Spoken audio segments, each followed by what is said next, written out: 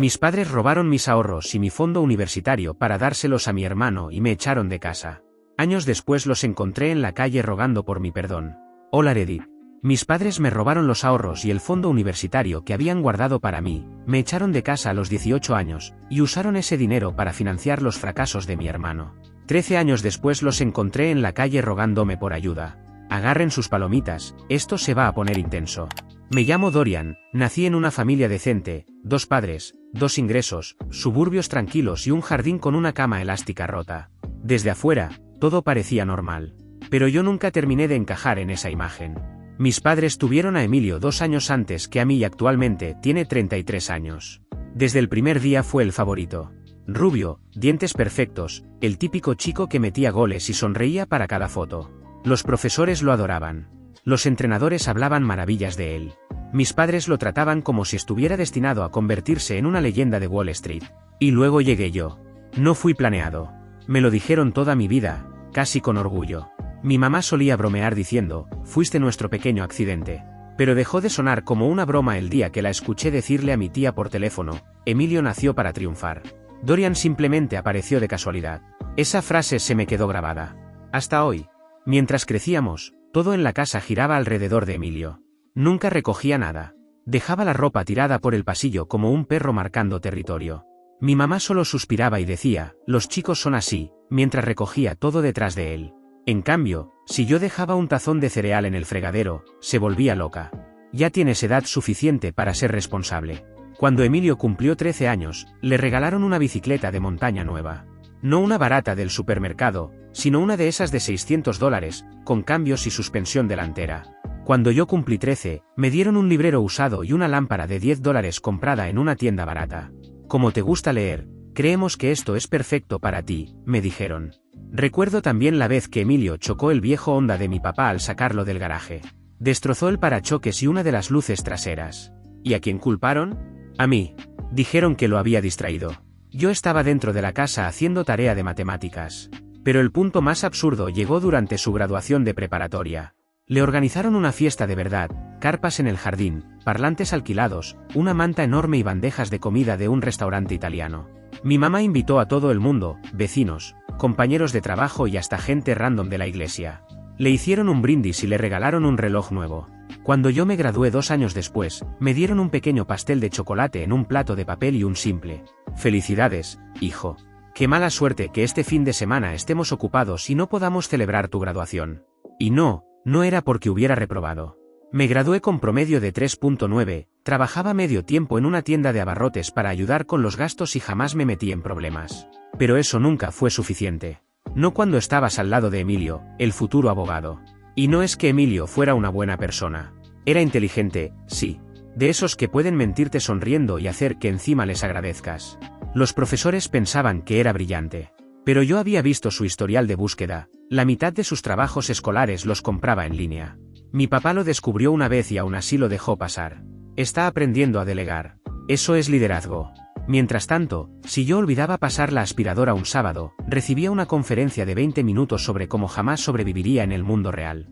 Una vez necesité $20 para una excursión escolar y tardaron 4 días en dármelos.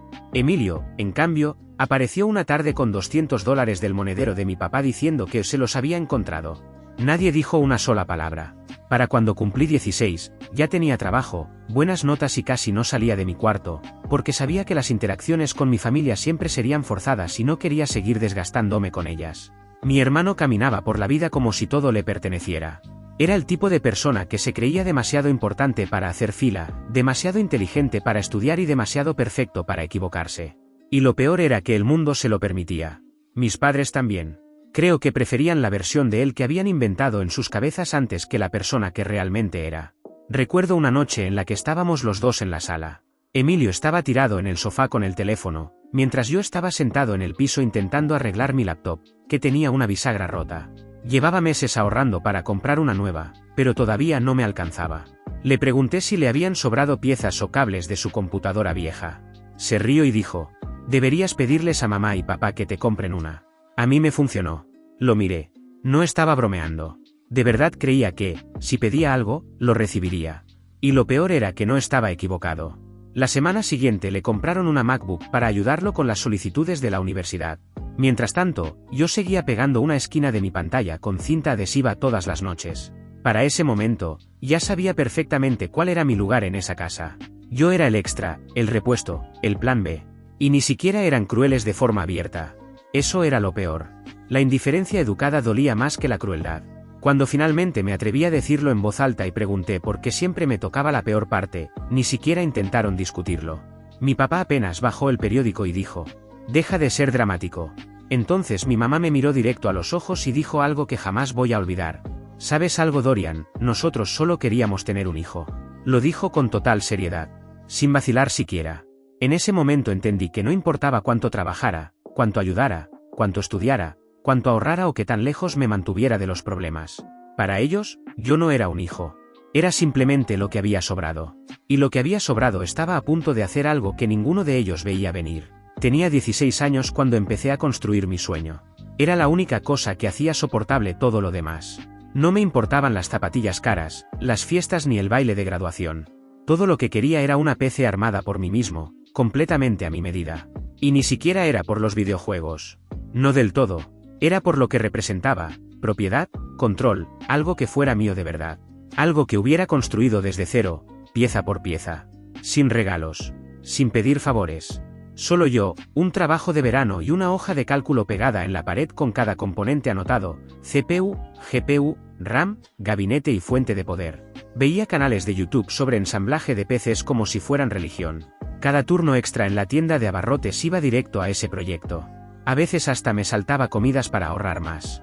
No gastaba dinero en ropa, no cambiaba mi teléfono roto y casi nunca salía. Mis amigos me llamaban tacaño, pero la realidad era mucho más simple. Estaba completamente enfocado en mi objetivo. Por primera vez en mi vida iba a tener algo que no podrían quitarme. O al menos eso creía. Cuando cumplí 17, había logrado ahorrar poco más de $1.400. Era suficiente para una computadora sólida de gama media, un Ryzen, 16 GB de RAM y una tarjeta gráfica decente. Incluso pensaba pintar el gabinete de negro mate con detalles dorados. Guardé ese dinero durante meses en una caja de zapatos debajo de mi cama. No confiaba en los bancos y, siendo sincero, mucho menos en mis padres.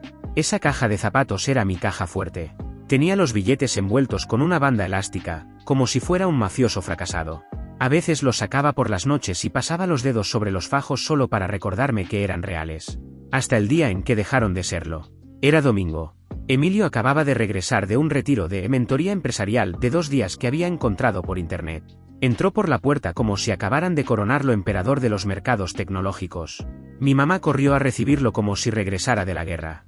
¿Cómo estuvo, cariño? ¿Aprendiste algo? Emilio sonrió como político en campaña. Mamá, hasta tengo una presentación preparada. Solo necesito capital inicial. Dijeron que tengo potencial. Ella lo miró como si estuviera viendo a la versión joven de Elon Musk. Ya veremos cómo hacemos. Esa frase debió haberme encendido todas las alarmas. Pero no. Simplemente subí a mi cuarto y seguí con mi vida. 2 días después regresé de mi turno en la tienda y me di cuenta de que la caja de zapatos había desaparecido. No estaba fuera de lugar. Había desaparecido. Busqué en el closet, abrí cada cajón, levanté la cama y revisé debajo del colchón. Nada. Al principio pensé que mi mamá había limpiado mi cuarto otra vez. Tenía la costumbre de entrar sin avisar, trataba mi espacio como si fuera otra bodega de la casa. Bajé las escaleras casi corriendo. Mamá, ¿has visto mi caja de zapatos? Ni siquiera levantó la vista del crucigrama. ¿Qué caja de zapatos? La que estaba debajo de mi cama. La que tenía mis ahorros para la PC. Entonces hizo una pausa. Solo un segundo. Pero esa pausa lo dijo absolutamente todo. Tu papá y yo necesitábamos ese dinero para algo importante, dijo, como si estuviera hablando de pedir prestado el auto. Parpadeé. ¿Qué? Le respondí. Por fin levantó la vista hacia mí. Estaba ahí guardado sin usarse. Además, tampoco lo necesitabas para nada urgente. Me quedé mirándola con la mandíbula apretada. Era para mi computadora. Y además, era mi dinero. Ella hizo un gesto con la mano, como si hubiera dicho que estaba ahorrando para figuras de acción. Te lo compensaremos. Más tarde me enteré de que ese algo importante era el capital inicial para la startup de Emilio. Quería crear una app para conectar entrenadores personales con clientes. La llamó FitFuse o alguna tontería parecida. No sabía programar, no tenía un plan real y tampoco experiencia. Solo tenía palabras de moda, una confianza absurda y un ego gigantesco. Y mis padres se tragaron cada una de sus palabras sin dudarlo. Solo necesita una oportunidad, me dijo mi papá cuando lo enfrenté después. Lo miré incrédulo. ¿Entonces me robaste mi oportunidad para dársela a él? Ni siquiera pestañeó. No es robo si se queda en familia, me dijo. Juro que sentí como me subía la presión. Como si hubiera envejecido 10 años después de escuchar una sola frase. Esa noche me encerré en mi cuarto. Me quedé acostado mirando el ventilador de techo girar, como si se estuviera burlando de mí. Esa PC era mi plan de escape. Mi único lujo. Mi pequeña rebelión contra la sensación de ser el hijo no deseado. Y ellos la habían sacrificado como si fuera un mueble viejo que estorbaba. ¿Y lo peor? Emilio ni siquiera me dio las gracias. No hubo disculpas, ni reconocimiento, ni siquiera incomodidad. Actuó como si el dinero simplemente hubiera aparecido de la nada. Y por supuesto, un mes después la app fracasó. El sitio web jamás salió. Se gastó la mitad del dinero en una MacBook reacondicionada y en un supuesto asesor de imagen para marcas, que terminó dejándolo en visto. La otra mitad desapareció entre gasolina, pedidos de Uber Eats y un intento increíblemente estúpido de sobornar a un compañero de la universidad comunitaria para que le desarrollara la aplicación. Una noche llegó a la casa riéndose y dijo: resulta que el mundo de las startups es más difícil de lo que parece. Yo también me reí. Después fui a mi cuarto y le abrí un agujero a la puerta del closet de un puñetazo apenas él salió. Nunca me devolvieron el dinero. Cada vez que preguntaba, recibía respuestas como: luego hablamos. Oh, no seas mezquino. Mi mamá incluso intentó hacerme sentir culpable hablando de lo difícil que era mantener a 2 hijos con un presupuesto ajustado. Ahí entendí que el problema nunca había sido el dinero. Simplemente no creían que yo mereciera las mismas oportunidades que Emilio. Semanas después los escuché hablando en la sala. Emilio solo necesita más tiempo. Tiene visión. Dorian es demasiado rígido. De todos modos, no sabría qué hacer con una oportunidad así. Me quedé quieto, escuchando como mi propio padre prácticamente decía que yo no estaba hecho para triunfar. Y aún así, yo era el que hacía dobles turnos, pagaba sus propios libros y ahorraba cada dólar, mientras Emilio seguía siendo el genio de la familia incluso fracasando una y otra vez. Ese fue el día en que algo dentro de mí se rompió definitivamente. Dejé de pedirles cualquier cosa. También dejé de guardar dinero en casa. Después de lo de la caja de zapatos, entendí que ningún rincón ahí era seguro. Si encontraban algo mío, se lo quedaban.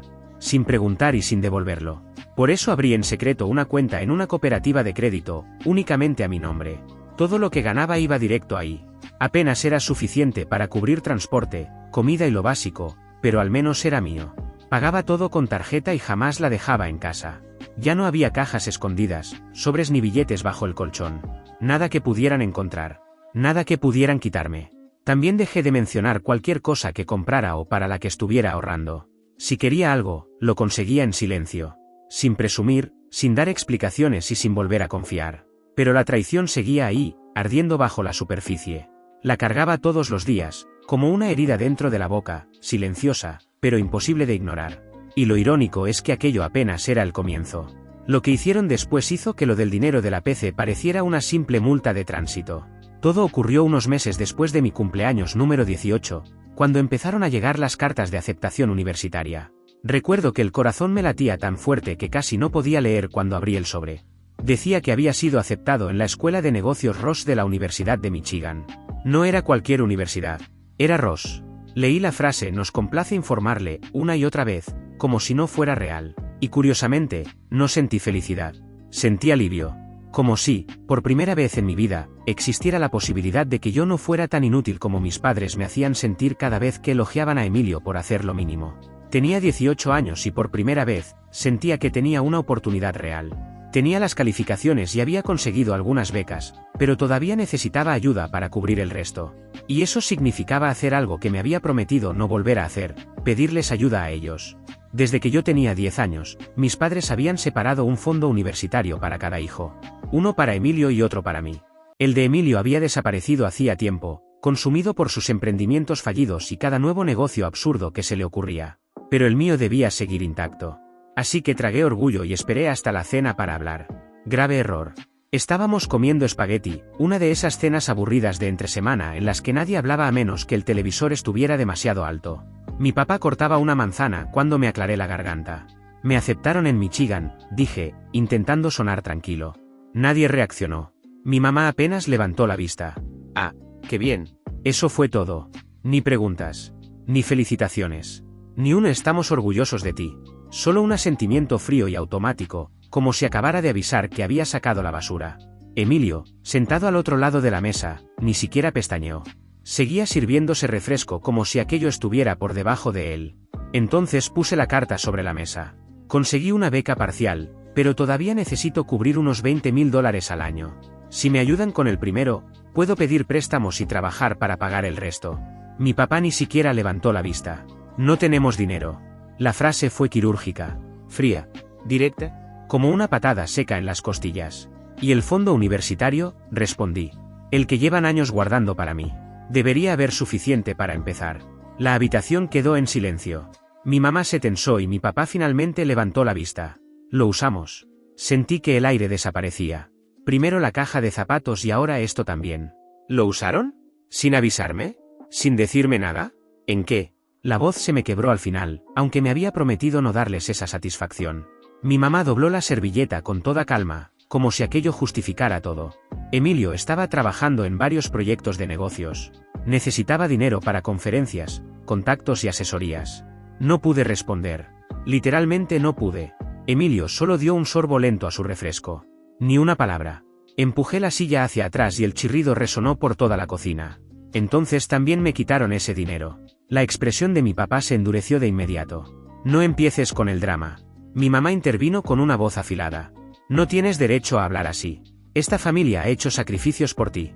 No eres el único con necesidades. Sí, respondí. Pero soy el único que se gana lo suyo. El tenedor golpeó el plato. ¿Perdón?, dijo mi padre. Lo miré directo a los ojos. He trabajado por todo lo que tengo mientras Emilio se pasa el día lanzando startups inútiles y quemando el dinero de los demás. Y aún así, ustedes siguen premiándolo con mis ahorros. Emilio finalmente habló. No lo hagas personal, hermano. No eres el único que está intentando salir adelante. Lo miré incrédulo. ¿Intentándolo? Gastaste miles de dólares en proyectos absurdos y comida a domicilio. Y ahora mi futuro desapareció por tu culpa. Entonces mi papá golpeó la mesa con la palma de la mano. Tienes que irte. Así, sin más. No fue un ve a calmarte. No fue un hablamos mañana. Solo, ver. Me quedé congelado. Mi mamá cruzó los brazos. Te dimos techo, comida y ropa, ¿y así es como nos hablas? Si crees que ya eres tan adulto, entonces lárgate de esta casa. Miré a Emilio. Seguía sentado. Seguía callado. ¿No vas a decir nada? Escuchaste todo. ¿Viste lo que hicieron? Ni siquiera vas a defenderme, le dije. Se encogió de hombros. Y ese simple gesto dolió más que cualquier insulto. Más que todas las mentiras. Más que todo el dinero que me habían quitado. Tomé mi mochila. Ni siquiera agarré zapatos ni una chaqueta. Ya no importaba. No iba a quedarme ahí ni un segundo más. Salí a la noche con el pecho ardiéndome por dentro y el aliento convirtiéndose en vapor. No hacía tanto frío, pero nunca me había sentido tan helado. La luz del porche zumbaba detrás de mí. Entonces escuché la puerta cerrarse de golpe, como si la casa misma estuviera ansiosa por borrarme de ella. 10 minutos después volvió a abrirse. Era mi mamá. Ni siquiera me miró. Solo lanzó 2 mochilas hacia mí, como si estuviera sacando basura. En una está tu ropa, dijo. En la otra, cosas que ya no queremos. Haz lo que quieras con ellas. Y volvió a cerrar la puerta. Esta vez, para siempre. No lloré. No grité. Me quedé ahí, inmóvil, como un error dentro del software de su familia perfecta. Eliminado del sistema. Desinstalado por completo. No sé cuánto tiempo permanecía fuera antes de reaccionar. En algún momento recogí las mochilas y empecé a caminar por la calle. Sin un plan. Sin nadie a quien acudir. Saqué el teléfono con las manos temblando y llamé a la única persona en quien realmente confiaba, Gabriel. Gabriel había sido mi mejor amigo en el bachillerato. Nos pasábamos notas en clase de historia y nos burlábamos del orientador cuando no nos veía. Era tranquilo, de esos tipos que nunca presionan ni hacen preguntas de más. Y sobre todo, jamás me hizo sentir menos que nadie. Contestó después de 2 tonos. Oye, ¿estás libre?, pregunté. Ni siquiera dudó. ¿Dónde estás? Voy para allá. 30 minutos después apareció en su Toyota destartalado. La pintura estaba desgastada, el espejo lateral estaba sostenido con cinta adhesiva y el carro olía a papas fritas viejas. Nunca en mi vida me había alegrado tanto ver un auto hecho pedazos. No preguntó qué había pasado. Solo dijo, sube, nos vamos. Esa noche dormí en un colchón tirado en la sala de su apartamento, usando una sudadera doblada como almohada.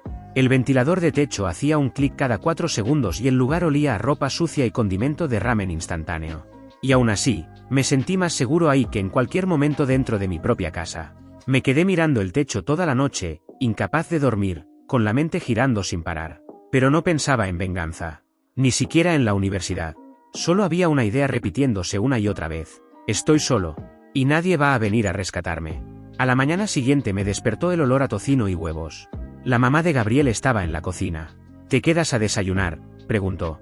Asentí. No insistió. No preguntó nada sobre mis padres.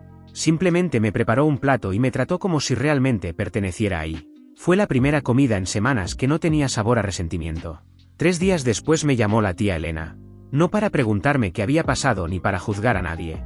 Solo habló con esa voz tranquila y firme que siempre la caracterizaba. Me enteré de lo que pasó. Ven para acá.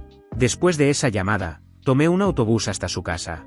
Cuando abrió la puerta, no hubo drama ni discursos preparados. Solo me miró, me hizo pasar y me dio un abrazo largo, de esos que no necesitan palabras. Después se sentó frente a mí, con las manos entrelazadas sobre la mesa, y me dijo: te vas a quedar aquí el tiempo que haga falta. Sin prisas ni fechas. Hasta que encuentres tu camino y logres estabilizarte. Aquí tienes techo, comida y todo lo que necesites. Desocupó el cuarto que usaba como estudio y lo convirtió en un espacio para mí. Tenía una cama pequeña que crujía, un escritorio viejo y una ventana limpia. Sin que yo se lo pidiera, me puso algo de dinero en la mano. Para que empieces, dijo, sin hacer ningún drama al respecto. No intentó sobreprotegerme ni llenarme de consejos. Pero me dio algo que no había tenido en años. La posibilidad de elegir. Una noche me dijo: ve a la universidad o toma el camino que quieras, pero no permitas que ellos decidan quién eres. Esa frase se me quedó grabada. Se convirtió en combustible. Esa misma semana solicité préstamos federales para poder entrar a la universidad y después de varios trámites y papeleo, finalmente conseguí la aprobación. No era mucho, pero era suficiente para empezar. Poco después comenzaron las clases. Cruzaba el campus en bicicleta bajo un frío insoportable, con unos guantes rotos que apenas me protegían las manos. Ya sabía cómo sería mi vida a partir de ese momento: fideos instantáneos, comida barata y noches enteras estudiando hasta quemarme las pestañas. No iba a ser fácil. Pero también sabía algo más: podía lograrlo. Jamás volví a pedirles nada a mis padres. ¿Me sacaron de sus vidas? Perfecto. Les demostraría cómo se veía el error cuando finalmente los superara. Los superaría en todo. Y nunca volvería la vista atrás. Lo primero que hice fue conseguir trabajo en una cafetería cerca del campus. No hacían demasiadas preguntas. Al gerente le gustaba que llegara temprano, no me quejara y mantuviera la cabeza baja. Trabajaba en el turno de apertura, de 6 de la mañana al mediodía. Limpiaba mesas, me quemaba los dedos con las máquinas de espresso y barría la acera antes de que saliera el sol. El sueldo era miserable, pero alcanzaba para seguir sobreviviendo. Los dormitorios eran diminutos. Compartía un cuarto del tamaño de un closet con un tipo que roncaba como un motor agonizando y dejaba calcetines tirados por todas partes. Pero no me importaba. Porque era mío. Tenía una credencial de estudiante, un horario, una laptop que apenas cargaba y una lista de clases que parecía una sentencia de muerte. Solicité todas las becas, subsidios y préstamos de bajo interés que encontré. Acepté toda la ayuda posible, excepto la de mis padres. Nunca llegó una llamada. Ni siquiera un mensaje falso de cumpleaños. Era como si me hubiera muerto y ellos simplemente hubieran olvidado asistir al funeral. Y sinceramente, eso hacía todo mucho más fácil. La universidad no tuvo nada de película inspiradora. Fue brutal. Durante los parciales dormía quizá 3 horas por noche. Terminaba mi turno en la cafetería, corría a clases y luego volvía para cerrar los fines de semana. Mi ropa siempre olía a leche quemada, café y sudor. Me perdí más eventos de los que puedo contar. Había noches en las que regresaba al dormitorio, me dejaba caer sobre la cama y me quedaba mirando el techo con los músculos temblando del agotamiento, preguntándome si todo aquello realmente valía la pena. Pero cada vez que pensaba en rendirme, volvía a ver sus caras. La mirada fría de mi mamá, el tono arrogante de mi papá, el silencio cobarde de Emilio. Recordaba el dinero de la PC, el fondo universitario, la noche en que lanzaron mis mochilas a la calle como si fueran basura. Y de repente, dejaba de sentirme cansado. Hubo una sola persona que nunca perdió contacto conmigo, mi tía Elena. No era exageradamente cariñosa ni dramática.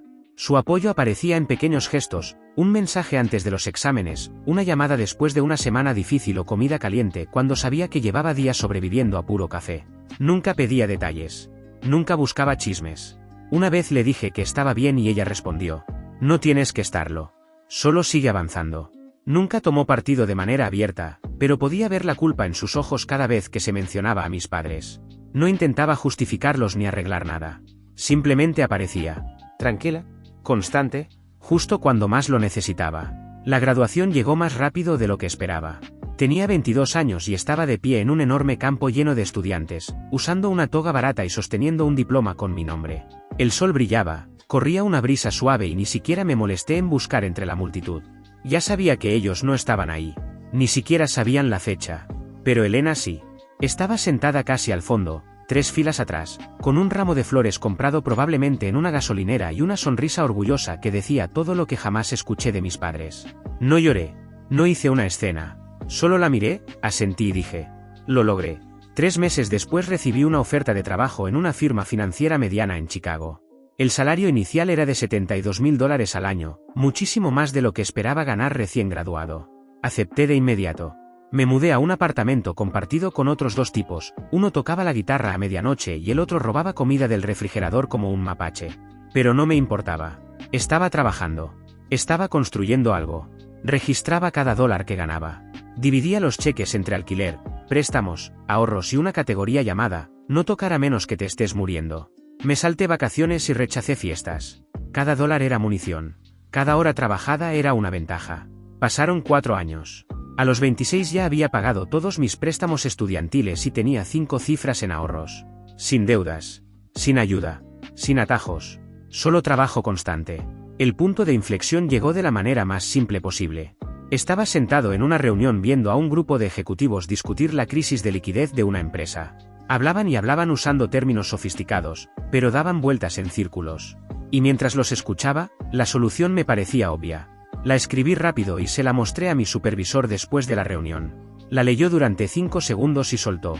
Maldición, esto nos habría ahorrado una hora completa. No estaba intentando impresionar a nadie. Simplemente veía el dinero de otra manera. Ellos jugaban con números. Yo había sobrevivido gracias a ellos. Y fue ahí cuando empecé a pensar algo que ya no pude sacarme de la cabeza. Yo podía hacer esto mejor. La idea de abrir mi propia firma empezó como un pensamiento pequeño, casi un susurro. Pero no desapareció. Empecé a estudiar fusiones empresariales en mi tiempo libre, tomé cursos de derecho corporativo y llené un documento de Google con planes que nadie conocía. Cada noche, después del trabajo, me quedaba trazando rutas, clientes, estructuras y proyecciones. Sin fantasías. Sin discursos motivacionales. Solo matemáticas. Lynx Capital primero fue solo el nombre de un archivo guardado en mi laptop. Se volvió real el día que saqué $20,000 de mis ahorros, alquilé una oficina deteriorada en el 3er piso de un edificio viejo y contraté a 2 pasantes junto con una secretaria que encontré en Craigslist. Durante los primeros 2 meses trabajamos en sillas plegables y sin siquiera tener sitio web. Solo teníamos una idea clara.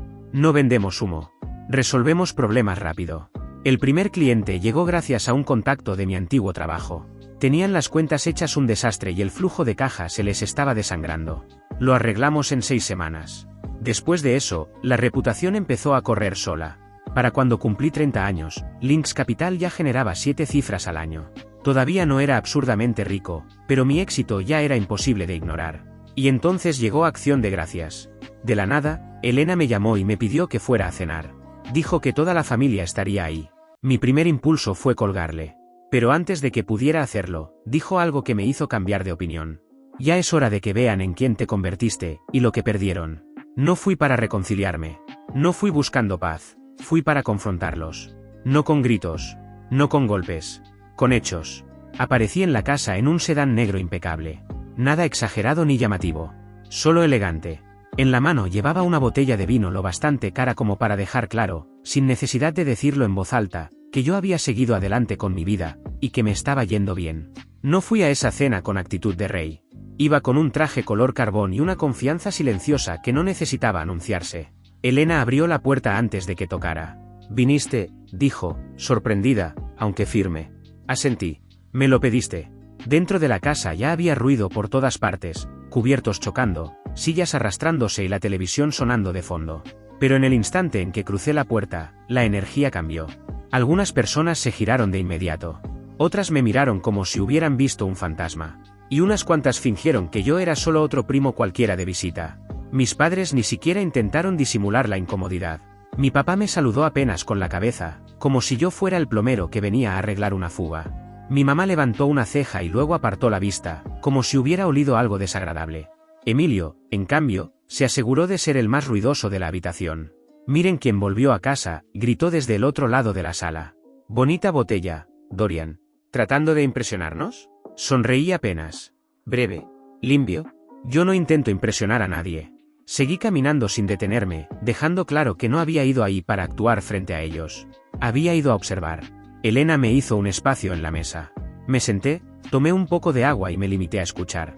Durante 45 minutos no dije absolutamente nada. Solo observé a Emilio hacer lo que mejor sabía hacer, adueñarse de la habitación como un animador de bodas. Contaba historias, soltaba nombres importantes y repetía términos de negocios que apenas entendía. Y ahora, con este nuevo cliente, mi equipo está a punto de cerrar un acuerdo de $2 millones. Eso captó la atención de todos. Las conversaciones bajaron de volumen y varias personas giraron hacia él. Mi mamá intervino enseguida, como si hubiera estado esperando el momento exacto. Es con Lynx Capital. Ahora mismo son muy importantes. Seguro han escuchado hablar de ellos en las noticias financieras. Mi papá asintió con orgullo. Una de las firmas financieras más importantes del estado. Casi me reí. Pero no lo hice. Porque yo sabía algo que ellos no. La empresa de la que Emilio presumía era mía. Él no tenía nada que ver con ese trato. No estuvo en una sola reunión. Ni siquiera aparecía en el radar de la negociación. Yo había cerrado personalmente ese contrato. Pasé 6 semanas enteras negociando con los directivos de Bennett y Rowe Capital. Emilio seguramente había escuchado fragmentos de la historia en algún lado y decidió apropiarse del mérito, como siempre hacía. Y ahí estaba ahora, sentado frente a toda la familia, actuando como si hubiera salvado la economía nacional. Tomé otro sorbo de agua y dejé que siguiera hablando. El momento llegaría. Y cuando llegara, no sería explosivo. Sería quirúrgico. Ese momento apareció gracias a una tía del lado de mi mamá. Entre cucharadas de puré de papas me miró y preguntó: ¿Y tú, Dorian? ¿Qué haces estos días? La mesa quedó en silencio. El tenedor de mi papá se quedó suspendido en el aire. Mi mamá bajó la mirada. Antes de que pudiera responder, mi padre habló por mí. Dorian no ha hecho nada que valga la pena mencionar. Me quedé callado. Él continuó. Siempre fue un poco perdido. No todos encuentran su lugar en la vida. Después de todo, fue un accidente. Nosotros solo queríamos tener un hijo. Alguien soltó un jadeo incómodo. Otra persona tosió para romper la tensión. Emilio sonrió. Yo ni siquiera pestañeé. Ya había escuchado ese discurso demasiadas veces. Pero esta vez alguien reaccionó antes que yo. Elena. Se puso de pie lentamente y dejó la copa sobre la mesa. Ya basta. No levantó la voz. No hizo falta. La frase atravesó la habitación como el sonido de un micrófono cayendo al suelo. Después miró directamente a mis padres. ¿No les da vergüenza decir algo así delante de toda esta gente? Sus ojos se endurecieron. Ese accidente al que desecharon construyó algo desde cero. Es la única persona de esta familia que jamás volvió a pedirles un centavo después de que lo echaron de la casa con 2 mochilas rotas. Y aún así ustedes siguen actuando como si él les debiera silencio. Elena recorrió la sala con la mirada y luego clavó los ojos en Emilio. Y Dorian no solo está bien. Es el fundador y CEO de Lynx Capital. Sí, ese mismo Lynx Capital del que estabas presumiendo hace un momento. Y llegó hasta ahí sin usar el nombre de nadie. La habitación entera se quedó congelada. La expresión de Emilio se vino abajo por un instante, como una mala mano de póker revelada demasiado pronto. Pero se recompuso rápido. La gente arrogante siempre sabe hacerlo. Se levantó soltando una risa falsa. Eso es ridículo. ¿Ahora vamos a inventar historias? Dorian, CEO de Lynx Capital, por favor. Estoy literalmente a punto de cerrar un trato con ellos y jamás he visto su nombre en un solo correo. Luego me miró directamente, sonriendo, como si estuviera esperando que reaccionara. Mi mamá intervino enseguida. Este chico siempre fue un soñador, siempre intentando alcanzar cosas que estaban fuera de su nivel. Mi papá añadió: ¿Y qué exactamente ha construido él? ¿Una empresa fantasma en una oficina alquilada? No dije nada al principio. Los dejé terminar. Después los miré con calma y pronuncié una sola frase. Tienen 5 minutos para disculparse. Silencio absoluto. Alguien dejó caer un tenedor. Mi mamá soltó una carcajada genuina. ¿Disculparnos? ¿Y por qué exactamente? Entonces me puse de pie, tranquilo, con las manos en los bolsillos. No pensaba avergonzar a nadie esta noche. Pero ya que decidieron hacerlo público, está bien. Saqué el teléfono, me aparté unos pasos y marqué un número. Toda la sala observaba. Llamé a Trevor, el director de operaciones de Lynx Capital. Básicamente, la persona que supervisaba los acuerdos importantes de la empresa después de mí. El teléfono sonó una vez antes de que contestara. Trevor, dije, soy Dorian. Una pregunta rápida, ¿conoces a Emilio Mercer? Hubo una pausa. ¿Quién? Trabaja en Bennett Rowe. Dice que está cerrando el trato con Lynx Capital. Otra pausa. Después, la voz de Trevor salió tan fuerte por el teléfono que varias personas alrededor pudieron escucharla claramente. Ese tipo nunca ha estado en una sola reunión. ¿Quién demonios le dio permiso para hablar en nombre nuestro? Le di las gracias y colgué. 2 minutos después, el teléfono de Emilio empezó a sonar. Lo miró como si estuviera incendiándose. Contestó y se apartó unos pasos, aunque no lo suficientemente rápido. La voz de Trevor salió disparada por el altavoz. Mira, fanfarrón, ya sé perfectamente quién eres. Ya conseguí tu número y también escuché varias historias sobre ti. Al parecer te encanta fingir que trabajas con empresas importantes para impresionar gente. Y ahora vienes a hacer lo mismo con nosotros. Déjame ahorrarte problemas, vuelve a usar el nombre de esta empresa para aparentar conexiones falsas y voy a cerrar cada puerta que encuentres en el sector financiero. ¿Entendiste o necesitas que te lo repita? La voz de Emilio se convirtió en apenas un murmullo. Sí, señor, lo siento. Volví a sentarme. Nadie habló.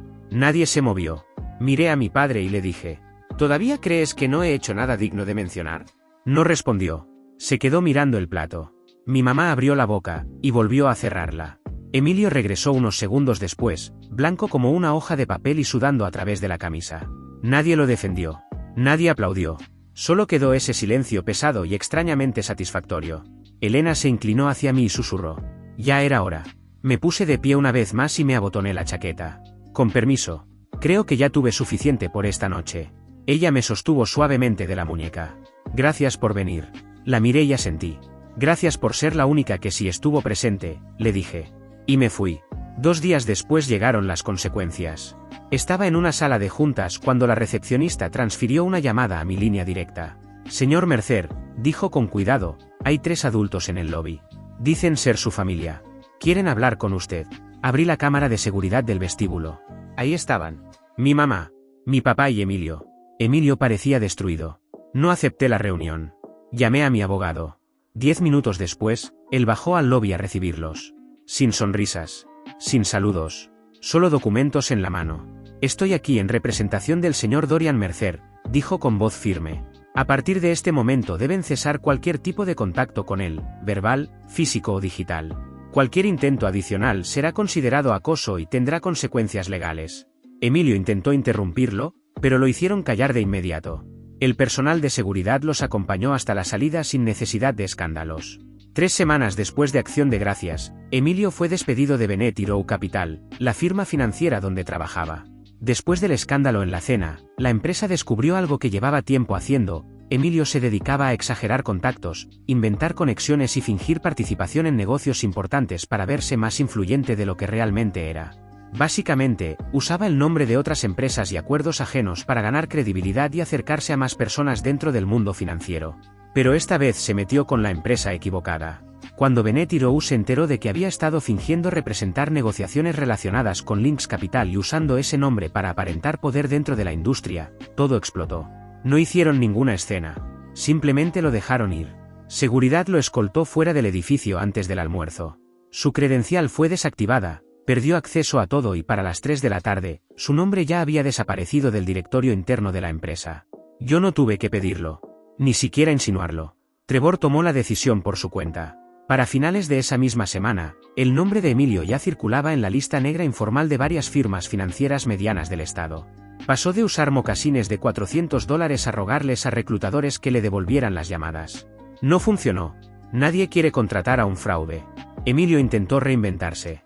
Dijo que iba a lanzar su propia consultora. Creó una página en internet y empezó a publicar en LinkedIn frases vacías y discursos motivacionales como si fuera un gurú de negocios. 2 me gusta. Ningún cliente. 6 semanas después, la página desapareció. Y entonces comenzaron a salir las deudas. Resultó que Emilio llevaba años viviendo de préstamos y promesas falsas, el préstamo del auto, créditos personales, tarjetas al límite, un negocio fallido de criptomonedas e incluso una supuesta inversión empresarial de $40.000 que le había sacado a un amigo de la familia, quien finalmente empezó a exigir el dinero de vuelta. Emilio no podía pagar nada. Así que hizo lo que hacen muchos hijos predilectos cuando todo se derrumba, volvió corriendo a casa de mamá y papá. El problema era que esa casa tampoco era un lugar seguro ya. Años atrás, mi papá había sacado una segunda hipoteca para invertir en el futuro de Emilio. Ahora los pagos se estaban volviendo imposibles. Mi mamá había dejado de trabajar después de la cirugía de cadera. Los ahorros desaparecieron. Y cuando el aviso de ejecución hipotecaria llegó al buzón, ella llamó primero a mi tía para pedir ayuda. Mi tía no tenía ese dinero. Entonces me llamaron a mí. Ni siquiera empezó usando mi nombre. La primera frase fue: estamos en problemas. Nada de ¿cómo has estado? Nada de lo sentimos. Solo una súplica directa, como si todavía creyeran que yo les debía algo. No grité. No colgué. Solo escuché. Me dijo que estaban atrasados en todas las cuentas. Que el crédito de mi papá estaba destruido. Que intentaban conseguir un lugar más pequeño, pero nadie quería aprobarles un alquiler sin un cofirmante. Que Emilio estaba pasando por un momento difícil. Que los alquileres estaban imposibles. Y luego dijo algo que casi me hizo reír. Tú no entiendes estas cosas porque nunca has tenido que preocuparte por el dinero. Después de todo lo que había vivido, escuchar eso fue casi absurdo. Respondí con una sola frase. Tomaron su decisión el día que cambiaron mi futuro por el suyo.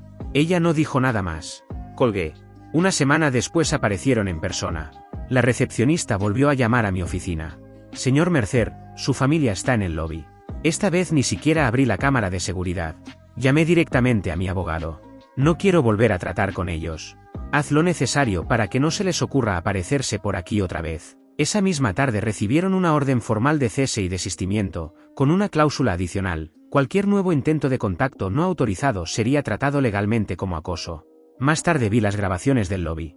No lloraron. No hicieron escándalo. Simplemente se quedaron ahí, quietos, como si no entendieran cómo habían terminado en ese punto. Luego se dieron la vuelta y se fueron. No volvieron. 2 meses después recibí un mensaje de texto de mi tía. Solo tenía una línea. Están en un albergue cerca del lado oeste. Perdieron la casa. El crédito también. Ya no les queda nada. Eso fue todo. Emilio terminó declarándose en bancarrota. Mi papá intentó trabajar manejando para Uber, pero lo rechazaron por problemas relacionados con el seguro. Mi mamá intentó adelantar el seguro social, pero se lo negaron por una tecnicidad. El albergue les permitió quedarse 30 días. Después tuvieron que irse. Intentaron quedarse en casas de conocidos, pero nadie quiso recibirlos. Una vez, mi amigo Gabriel me envió una foto. Mis padres estaban sentados afuera de una biblioteca pública con 2 bolsas plásticas a los pies y sin ningún lugar al que ir. Mi papá permanecía inmóvil en una banca, mirando al vacío. Mi mamá intentaba cargar el teléfono conectándolo a un enchufe exterior. Emilio no aparecía en ninguna parte. Supongo que desapareció en cuanto las cosas se pusieron realmente difíciles. 3 semanas después recibí una carta escrita a mano. No tenía dirección de remitente y estaba doblada 3 veces. Decía: cometimos errores. Lo sabemos. Pero seguimos siendo tus padres. Por favor, no nos dejes terminar así. No estaba firmada. Pero reconocí la letra de mi padre al instante. No respondí. Tampoco la rompí.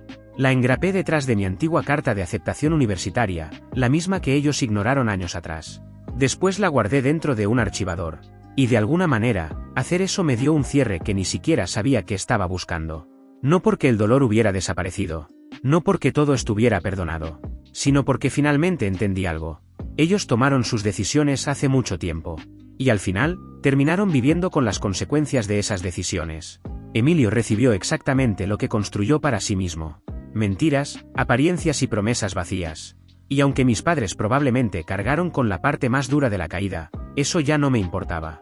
Ya no era mi responsabilidad salvarlos. Ya no era mi trabajo cargar con errores que nunca fueron míos. Ellos eligieron su camino. Y yo elegí el mío. Así que seguí adelante. Seguí construyendo mi vida, mi empresa y el futuro que alguna vez me dijeron que nunca podría alcanzar. Y aprendí algo más importante que cualquier contrato o cualquier cantidad de dinero. Al final, las únicas personas que realmente valen la pena son las que estuvieron contigo cuando no tenías absolutamente nada. Por eso mantuve cerca a quienes sí permanecieron a mi lado. La gente que estuvo presente cuando todo era difícil. La gente que nunca necesitó verme triunfar para tratarme con respeto. Y al resto, simplemente lo dejé atrás. Gracias por ver. Si aún no te has suscrito, por favor hazlo y activa la campana de notificaciones para mantenerte al día con más historias impactantes de la vida real que suceden a tu alrededor.